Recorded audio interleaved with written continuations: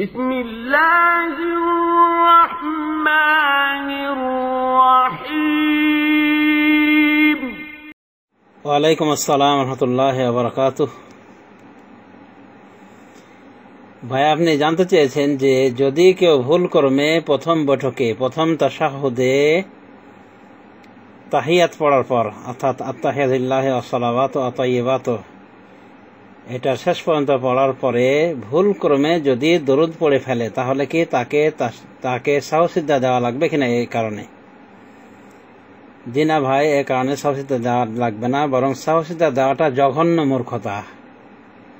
কারণ রাসূলুল্লাহ সাল্লাল্লাহু আলাইহি ওয়াসাল্লাম থেকে কিছু হাদিস পাওয়া যায় যে রাসূলুল্লাহ সাল্লাল্লাহু আলাইহি ওয়াসাল্লাম প্রথম বৈঠকে অর্থাৎ প্রথম তাশাহুদে তিনি তাহিয়াত পড়ার পরে তিনি নিজের জাতে শরীফার উপরে দরুদ পাঠ করেছেন।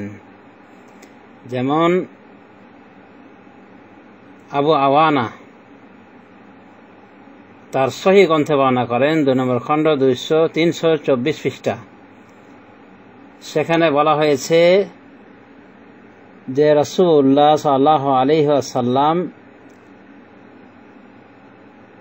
9 রাকাত নামাজ পড়তেন। মানে রাতের নামাজের কথা বলতে গিয়ে অর্থাৎ কিয়ামুল লাইলের কথা বলতে গিয়ে বলা হয়েছে সুম্মা ইউসাল্লি 9 রাকাআতিন, অর্থাৎ এর আগে বলা হয়েছে যে রাসূলুল্লাহ সাল্লাল্লাহু আলাইহি ওয়াসাল্লাম তাকে আল্লাহ যখন উঠাতেন তখন তিনি রাতের ভাগে উঠে মিসওয়াক করতেন,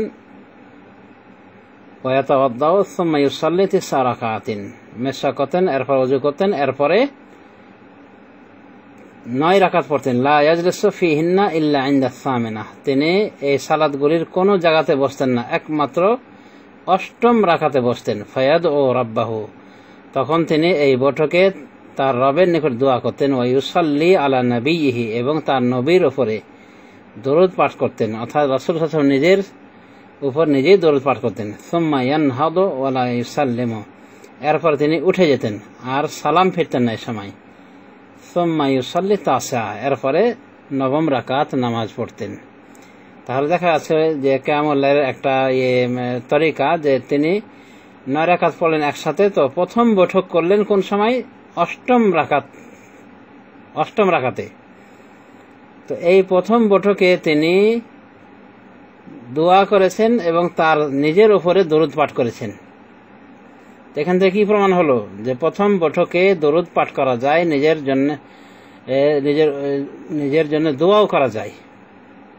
তার মানে দরুদও পাঠ করা যাবে, দোয়াও করা যাবে।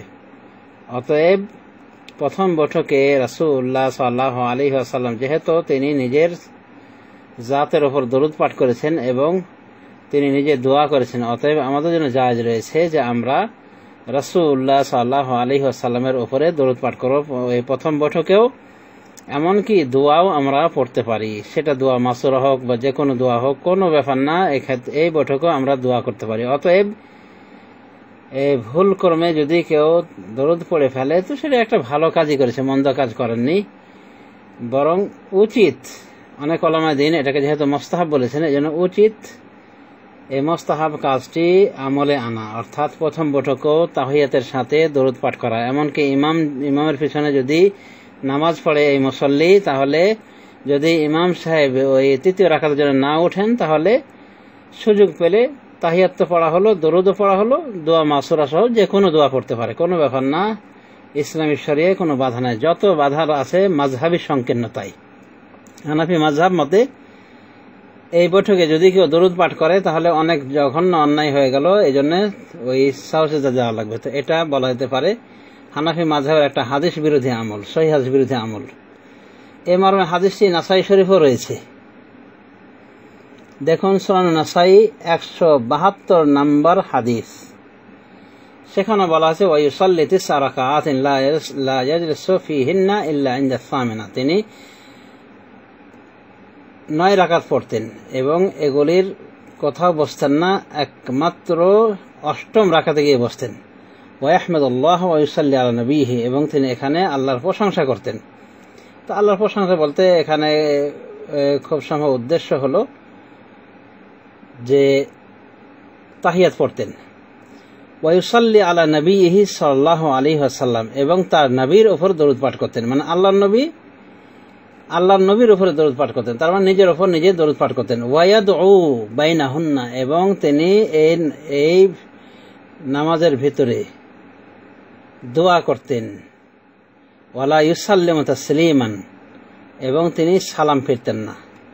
সুম্মা ইউসাল্লি তাসিআ, এরপরে নবম রাকাত পড়তেন। এরপরে বলা হয়েছে বাকি নামাজ বাকি বর্ণনা যেভাবে বলা হয়েছে যে নবম রাকাত পড়ে উনি কি করতেন, ওই দোয়া জিকির আজকার কমপ্লিট করে সালাম ফিরতেন। আল্লাহর প্রশংসা করে, আল্লাহ জিকির করে, দোয়া করে এরপরে সালাম ফিরতেন। তাহলে কি প্রমাণ হয়ে গেল যে এইভাবে প্রথম বৈঠকে ইচ্ছা করে দরুদ পাঠ করা একটা উত্তম কাজ। এটাই ইমাম শাফি রহমতুল্লাহ আলাইহি বলেছেন, এটাই আল্লামা নাসির আলবানী রহমতুল্লাহ আলাইহি বলেছেন, এটাই ফতোয়া দিয়েছেন সৌদি আরবের স্বনামধন্য মুফতি আল্লামা ইবনে বাজ, যে এটা উত্তম, প্রথম বৈঠকে তাহিয়াতুস সালাত দরুদ পড়াটা উত্তম।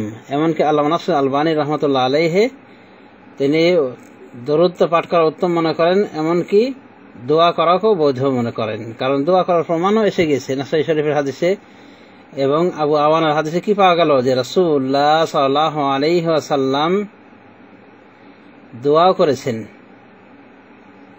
অতএব এই বৈঠকে তাহিয়াতের সাথে দরুদ দোয়া পড়া কোনো আপত্তিকর বিষয় নয়, বরং বলা যেতে পারে এটা জায়েজ। এমনকি দরুদ পড়াটা উত্তম এবং দোয়া করাটাও বিধিসম্মত, কোনো সমস্যা নাই। যত সমস্যা হানাফি মাযহাবের গোলামের ভিতরে। তো আমরা কোরআন সহিহ হাদিসের অনুসারী হিসেবে কোরআন সহিহ হাদিস ফলো করব।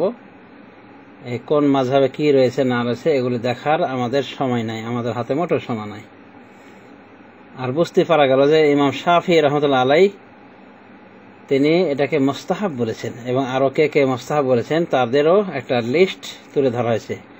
অতএব কোনো চিন্তা নাই। আল্লাহ রাব্বুল আলামিন আমাদের সবাইকে কোরআন সুন্নাহ মোতাবেক আমল করা তৌফিক দান করুন। আমিন। ওয়া সাল্লাল্লাহু আলা নবিয়্যিনা মুহাম্মদ ওয়া আলা আলিহি ওয়া সাহবিহি আজমাইন। আসসালামু আলাইকুম।